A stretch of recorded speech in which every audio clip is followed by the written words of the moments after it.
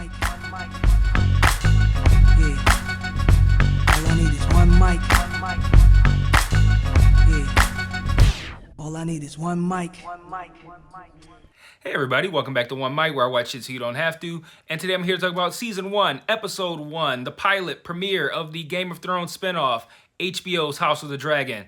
Episode 1 is called The Heirs of the Dragon. But before I get started talking about the episode, I want to give a quick shout out to my first 2 patrons. I just started this Patreon, I don't know, maybe like a week ago, if that. But I have my first 2 patrons. They both purchase into tiers that get them shout outs at the top of the video. So I want to start by shouting out those 2 people, Delvin Cox and Brett Factual. So shout out to my first 2 patrons. If you're curious about the Patreon, maybe you are a longtime viewer of this channel, but you somehow missed that video, but you've been watching, say, the Only Murders in the Building videos or whatever, and you missed that, there's a video, it's the one right before this one, it's called Major Announcement in all caps, and that lays out all of the tiers of the Patreon, what's included in them, has the link, all that good stuff, how you sign up. The link is going to be in the episode description as well. It's going to be in the description of everything. It's like, I have a thing you can find One Mic on that's, and it lists my Facebook, my Twitter, not my personal one,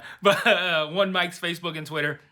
And you can, I'm going to add the Patreon to there. I might have already done it, actually, to that list of URLs. So at the bottom of every episode description, you'll find that URL as well to sign up. So we got the Patreon stuff out of the way. I encourage you guys to watch that video, see if anything on there is interesting to you. I actually do plan on recording a video for the Patreon right after this one. But we're not here to talk about the Patreon. We are here to talk about the return of Game of Thrones, sort of. This new series, House of the Dragon. I don't know if we can call it a spinoff if it doesn't actually have a character that exists in both shows, both properties. But we'll just call it a spinoff just to be succinct. But I want to start by talking about the title of the episode, The Heirs of the Dragon. I think it's an appropriate title. The first episode does essentially set up this, what we're used to, really, the Game of Thrones. The chess game that is becoming an heir and becoming the king of the 7 kingdoms and sitting on the Iron Throne. It's been a while since I've taught Game of Thrones, so a lot of these terms, even though I'm aware of them, they're not coming off the tongue as smoothly because it's been so long. But you guys know what I mean. The quest to become the king of Westeros. And I think they do a good job of setting up those potential heirs in this episode. This episode was a setup episode, but it was also meant to give you an idea of what this show is going to be like. Because if you think back to the premiere, the pilot of Game of Thrones, you had a very, it was uneventful from the perspective of like action, violence, those sorts of things that you kind of come to expect from Game of Thrones in later seasons. That first episode missed a lot of that. And I think that caused that first episode to be undervalued, I think, by a lot of viewers. I thought the first episode was great. And I always told people, like, if you watch that first episode and that's not enough to hook you, then this show might not be for you. And I said that very early on. I think what Game of Thrones became is very different than what it started off as. Like, you might be somebody who, I tell you after episode 1, like, if you don't like that, then this show ain't for you. But what the show becomes might be for them, but that's neither here nor there. But this episode does set up these potential heirs to the Iron Throne, which is, of course, and Westeros is, of course, at this time ruled by the Targaryens, as it was for quite some time. And I want to give my overall thoughts on the episode, just in kind of like broad strokes, not going into too much detail, because there's a few things I want to talk about, and I want to make sure that I have time to do so. But I'm going to give my overall thoughts on the episode. I'm going to give kind of like some commentary on the major players that we meet in this episode. I'm going to talk about pros and cons. I know a lot of people, when you're fans of a property, you don't want to hear people say anything negative about it. And I've always looked at that as a very remedial way of thinking. You can be a fan of something and still be critical of it. I mean, that's what I do here. Every day I record a video, I'm talking about something that I'm a fan of. Because if I wasn't a fan of it, I wouldn't be watching it. That's not necessarily true. I got to try out new stuff. But point being, I think that's a very remedial way of thinking. You don't have to just blatantly like every single thing of something that you're a fan of. Because you feel like it makes you less of a fan if you criticize it. So I've never been a big fan of that, but I do see it here as in on this YouTube channel, the idea of like, anytime I'm critical of a show, people come in and they got mad problems with me. I'm like, so what, you think everything that this show does is absolutely perfect all the time? Like, come on. But I do have one con. It's a little minor, but I'm going to save that for the end because I don't want to largely... I'm not going to say shit on because it's not that kind of con, but, I don't want to kind of open up this episode with negativity. So I'm going to talk about the things, like I said, I'm going to talk about the characters. I'm going to give some thoughts. I'm going to talk about things that I like throughout these, various topics. And then at the end, I'm going to wrap up with talking a little bit about what I didn't like and then giving some kind of like general thoughts. And then moving forward, we're going to kind of like discuss plot points a little bit more. I know it's gonna be kind of like Succession, and that we're gonna talk about what moves were made and things like that. I don't really want to get into that too much in this video, just because this episode was so much kind of a setup that talking about the potential moves that are being made and how things could play out would just take up so much time, and we're already at 6 minutes, and I haven't even really started yet. So.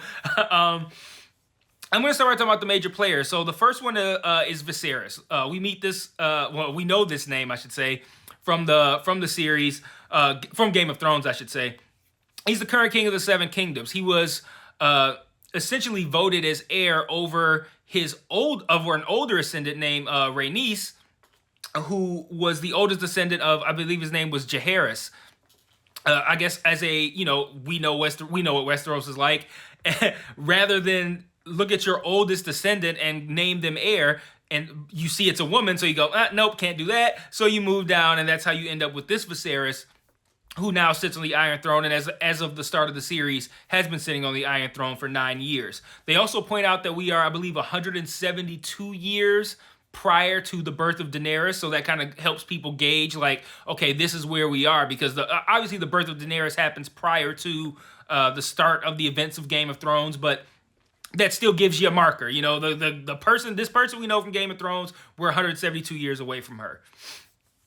So, like I mentioned, Viserys was chosen over the older descendant, Rhaenys, to be heir because he's a man.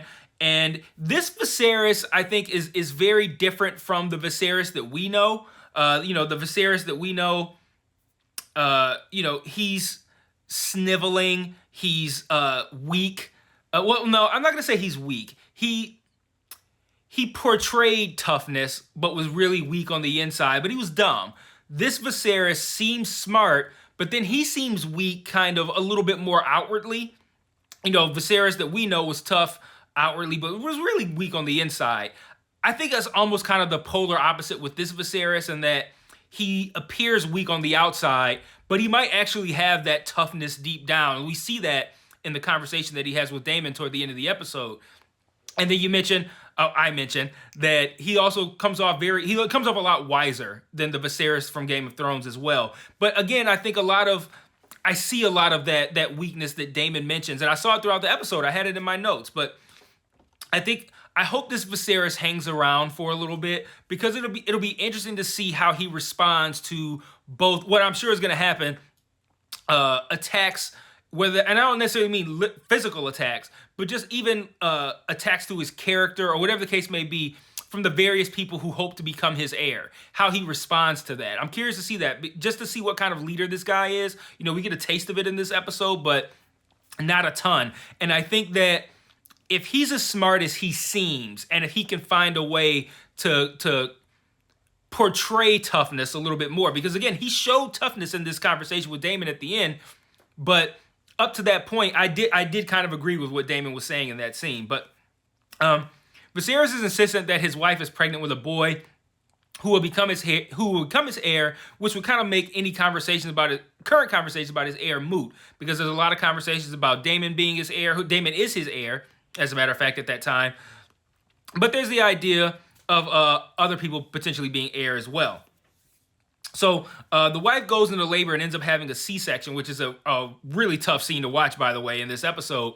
But he has to make a choice. He has to decide, do we try to save the baby and let the mother potentially die from the blood loss, because we're going to save the baby via the C-section, or essentially they both die and he loses everything. Now, again, remind you, he is insistent that this is a boy. So from his perspective, he's like, okay, this is my heir being born.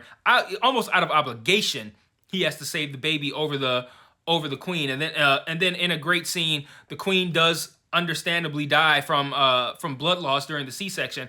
And obviously, they're not going to have too much to stop blood loss or anything like that during this time.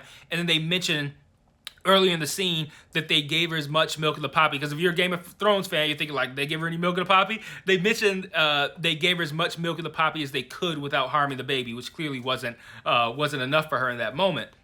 But I like what they did in this scene because I went into this scene going, of course, he's going to choose to save the baby because he thinks it's a boy. But wouldn't it be wild if the mom dies and then it ends up being a girl anyway? And then he's just like, oh man, I'll let the mom die. And I thought I had it nailed. I'm like, that's definitely what they're going to do. And then the mom dies. I'm like, and then they pull out the baby and I'm like, oh, here we go. And they say it's actually a boy. And I was shocked. And then they surprised me by killing that kid like 5 seconds later. So essentially what I said happened, but just without a change in gender. He ends up not what I said happened. I said it was going to be a girl. But whoever it was that presented this option, I think it was the Grand Maester, the option of saving the kid and letting the mom die or losing both. He ends up losing both anyway. Just this time it's a boy. So a really tough situation for him, which kind of leads into me talking about Damon Targaryen, who's played by Matt Smith, former doctor on Doctor Who. I think is probably what he's probably most known for. He's the current commander of the City Watch, which is Bronn's old job. Well, it's not Bronn's old job. I guess it's Bronn's future job. Future Bronn's old job. I don't know. Whatever you want to call it. The job that Bronn took over after Tyrion banished Janos Slynt from that job and sent him to the wall. But like I said, Daemon's the current heir. And he's far more similar to the Viserys that we know, but like improved. Like he has the cunning. He's kind of sniveling, kind of a little shit, but he's a lot smarter than Viserys, and he's also clearly tougher than Viserys. He kind of is like a mixture of the cunning and I'm trying to think of the perfect word. He's really motivated to gain power. So he gets that, I think. Well, he doesn't get that from Viserys. He gives it to the Viserys that we know, but he shares that similarity with the Viserys that we know. And then he also shares the, I think, like the bravado, the legacy, how well known he is for being good at combat. He kind of seems to share that with Jaime Lannister, I think. So he seems kind of like a mixture of taking the best stuff from Jaime Lannister and the best stuff from the Viserys that we know from Game of Thrones, and that kind of seems to be Damon Targaryen in this show. I don't quite have a good read on him just yet. I think he's very clearly a piece of shit, but I think there's still, like, there's a whole lot of stuff that he said was very true and very valid in that argument with Viserys at the end of the episode. And I think that this is a guy who, he does have, I think, like, bad intentions, and he is selfish. He is only looking out for himself in his drive to power. But I don't think necessarily that he's someone who's willing to risk everyone on that path. Like, he doesn't give a fuck about the casualties that may lay at his feet on his path to the throne. I don't think he's quite like that. He does seem to have feelings for his cousin, which I'll talk about in a moment. But, you know, I don't quite have a good read on him yet. I think that we're meant to look at him as a bad guy, and I think he is ultimately going to be a bad guy, but I think he's going to be one of those bad guys that's, like, kind of decent at times. He talks down his wife a lot, which I think is interesting. He talked her down at a small council meeting. He also sits on the small council. There's a scene where we see him struggling to have sex with her, and I'm assuming that's her. It might not be. It might have just, you know, how they get down in Westeros. That could have been just a prostitute. But I think we see this woman a few times throughout the episode, and we see her, I believe, again in the preview for the upcoming week. So I'm pretty sure that's his wife. And we see him struggling to have sex with her. And he talks down on her very badly at a small council meeting. And after this, not after the sex scene, it's still part of the sex scene, but after the actual sex, she kind of is like, you know, what can I do to help? Because he clearly can't get it up. What can I do to help? I can bring in someone else. And she's like, I can bring in someone with silver hair. And I thought that was a nice little thing. Like, I can bring in somebody that looks like a relative of yours because I know how you Targaryens get down. But I just thought that was a funny scene. But I'm wondering how his inability to get it up for his wife, who is a very beautiful actress. I think very clearly this is playing into the concept of how Targaryens like to get it on with their relatives. I think it's a matter of who is that going to be. And I'm hoping it's not Rhaenyra, who I'm going to talk about next. Rhaenyra Targaryen. She is Viserys' daughter, and I believe, I said cousin, she might be niece. I can't remember. Wait, no, she'd be niece because she's the daughter of his brother. So yeah, she's Damon's niece, which we already know. In reverse, we've already seen a Targaryen aunt being willing to get it on with her nephew. So I can see we can't rule that out happening in reverse. There's a lot of parallels between this show and Game of Thrones, which I'm going to talk about a little bit later. But she rides a yellow dragon named Syrax. She seems to largely be indifferent on matters of the throne until she's named heir by her father after the conversation that I've mentioned already a couple of times between Viserys and Damon that happens toward the end of the episode.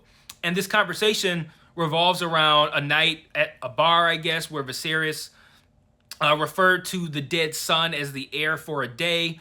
And apparently this whole thing was treated as a celebration of Damon's, I guess, security in his position, which came at the expense of a dead nephew. So very valid reasons for Viserys to be upset with him. But what I found interesting about this scene is that we don't see him say it. They show him talking in this scene, but they stop showing that scene short of him saying that phrase. And Viserys says, like, I've heard this from 3 different stories or whatever. And Damon doesn't deny it, but he doesn't actually say he said it either. And I'm starting to wonder if he really did say it or not, and him not denying saying it was him kind of just like, I feel like he might have felt like he looked weak if he goes, "Oh, I didn't say that, King," to his brother. Like, I feel like maybe that might have been a motivation for him if he didn't say it, to not say that he said it, but also not deny it, if you get what I'm saying. And I'm wondering also if this is done to further establish what I think is a very clear beef between Daemon and the king, the Hand of the King, Otto Hightower. So I'm going to talk about Otto for a little bit. Very clearly, Otto and Daemon have problems. Otto gives very big hater vibes as it pertains to Daemon. So like I can't rule out the idea that Hightower told Viserys that Daemon said this, and maybe Hightower heard it from someone else and was ready and willing to believe it, but I have no problem believing that Hightower knows that Viserys did not say this, or at very least suspects it. I'm sorry, Daemon did not say this, and at very least suspects it, but is very much willing to tell the king that he said it because he just doesn't like Daemon. But Daemon is from Old Town, which is where we know the Citadel is located. There's also a black guy on the small council. I forget his name, but he's married to Rhaenys, who is the queen that was the queen that never was, I believe they call her, which is like I mentioned at the top of the video, the woman who was essentially outvoted as heir because she was a woman, and that's how Viserys ended up being king. So this black guy that's on the small council is apparently well known for his sea travels, but he's her husband. And him and Hightower seem to have a problem too. Like, Hightower seems to dismiss everything he says, seems very short with him. It gives me big racist vibes, but and the guy even makes a face like, "Really, you gonna talk to me like that?" But I'm wondering where that's gonna go to. That looks like that could be something that come into play, because like I said, that guy has some sort of vested interest in who is named heir, because his wife literally probably should have been the heir. And now we have a more complicated situation, because from his perspective and from Rhaenys' perspective, okay, well, they didn't give it to me because they didn't name me heir because I'm a woman. So I mean, I guess, that's how things have always been. We could look at it like, it should have been me. I was so close. But at the end of the day, they never give it to women. And then what happens? They give it to a woman. So like now he might look at it as like, well, if you're willing to give it to that woman, why don't you give it to the woman who should have had it before you anyway? So again, setting up these long-term storylines, I think this episode did a great job of that. But Otto has a daughter. Her name is Alicent Hightower, and she's seems to be BFFs with Rhaenyra for now. But I get very strong vibes that friendship is going to turn into like mortal enemies pretty quickly and pretty easily. I see a lot of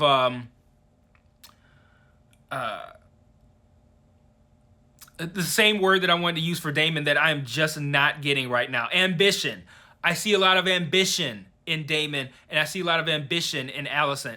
I could see Alicent looking at someone who was her friend, who didn't really even care about being on the Iron Throne, who is now the heir to the Iron Throne. I could see that causing a rift between the two of them. But as of right now, Alicent kind of is giving me like Sansa kind of vibes, and Rhaenyra is giving me like Arya kind of vibes, and they ended up with a rivalry as well. So again, that could just be another parallel to the show. So I mean, to the Game of Thrones show, that is. So before I get into my thoughts, I did want to talk about one thing that I didn't really like, and I felt like they went a little too far with the Game of Thrones parallels. If you're a fan of this channel, you know that I like subtlety in my Easter eggs or heavy plot points or plot twists. I don't like to have the joke explained to me or the twist explained to me. Having characters speak the things that I just saw on the screen, like, you didn't have to say that. I like being treated as a smart viewer, right? So when I get these situations where they work really, really hard to like, hey, look, this is like Game of Thrones. You remember Game of Thrones? It's just like that. Like, I like the subtlety. So I'm satisfied with just hearing the names of people and places over again. I liked seeing King's Landing. I liked hearing a Baratheon. I liked seeing a Stark. I liked hearing about this one character, Kristen Cole, being from Dorne. I like those sorts of things. I liked, there's a nice scene where, we see King's Landing, and then we see Rhaenyra and Alicent walking through the Red Keep, and they walk into that same room that had the map on the floor in later seasons of Game of Thrones, the same room where the mountain ripped someone's head off or whatever. And there's no map there. And like just those sorts of things, like the little subtle things, like, oh, right, yeah, there's no map there yet. And also the thing, why would the Targaryens even need a map? They're sitting comfortably in power. They don't need to be walking around plotting like Cersei was on that map. So, those are the sorts of things that I like in my tie-ins and my callbacks. But I thought this episode got a little bit too heavy with it, with that tournament that they had. Everything about that tournament is too closely parallel to get to the start of Game of Thrones. So you have this tournament, which is for the naming of an heir, as opposed to the tournament which was for the naming of the Hand of the King in Game of Thrones for Ned. You also have this Kristen Cole guy walks up, and it's like almost like the shots mirror each other. How they present this guy the same way they presented Loras Tyrell at the tournament in Game of Thrones, and he's presented the same way, like, who's this handsome badass?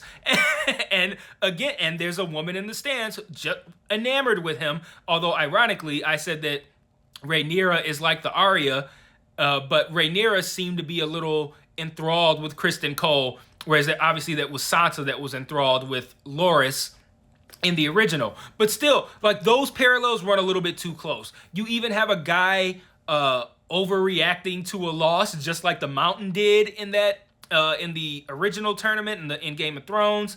I'm trying to remember what else was that. I feel like there was something with Damon in that scene too. Just way too many really on the nose parallels with Game of Thrones, and I don't need it that heavy-handed. I watched the post show, and Miguel Sapochnik, who was the director of all great things Game of Thrones and directed this episode, said, I wanted something that would remind people of the show, and I wanted something that would establish that, the violence and that sort of behavior, which we didn't really see early on in Game of Thrones, is going to be present in this show. And I'm saying like, no, you didn't. You wanted to make something. You wanted to make people think this looks like Game of Thrones.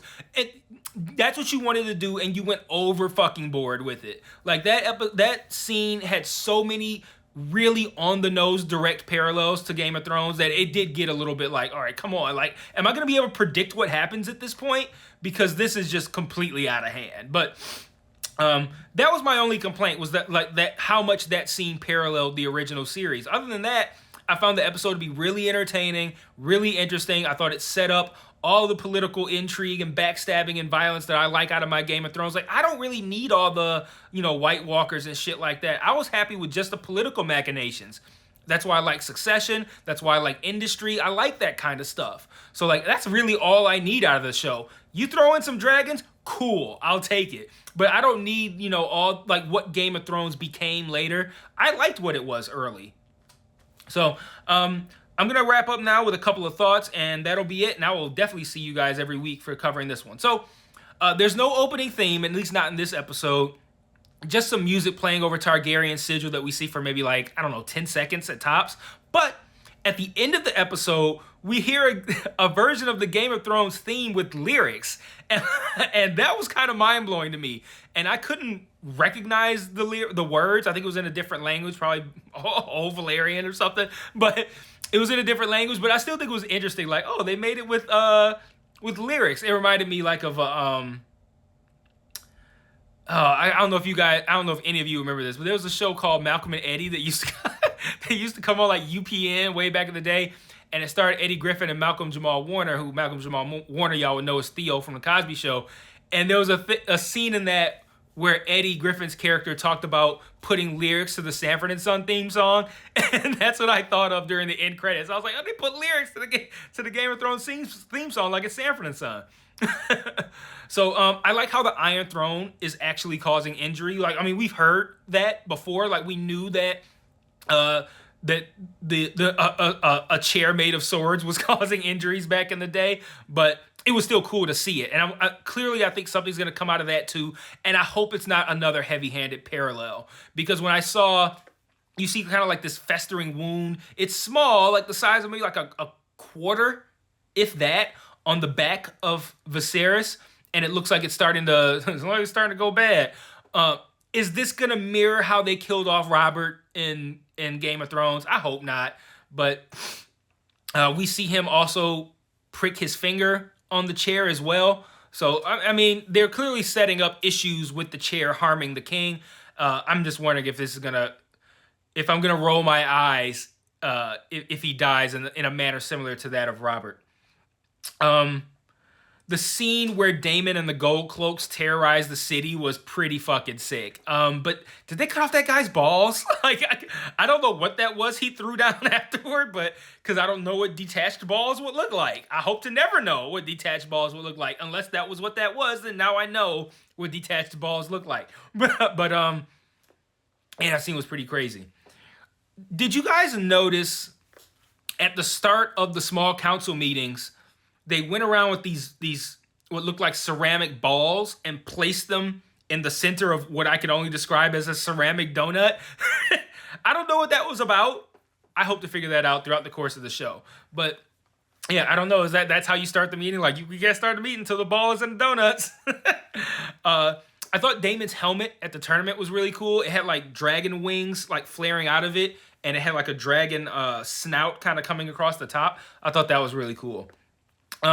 Alicent picking at her fingernails, I think, is something that's going to come into play as well, but how? We see her doing this after what I mentioned earlier of someone overreacting to losing one of these jousting matches at this tournament. Sick shot of an axe going into someone's face and then pulling it back. Oh, man, that was sick. But we see someone throw up, and then we see Alicent picking at her fingernails, and we see Alicent doing that again later in the episode, and she's called out on it by her father. So I wonder what's going to come of that. I think it's very clearly going to cause something, but I just don't know what. And then I love when Rhaenyra starts to say Dracarys to light the funeral pyre at her mom and brother's funeral. I was like the Leonardo DiCaprio meme where he's pointing at the TV from the Quentin Tarantino Once Upon a Time in L.A.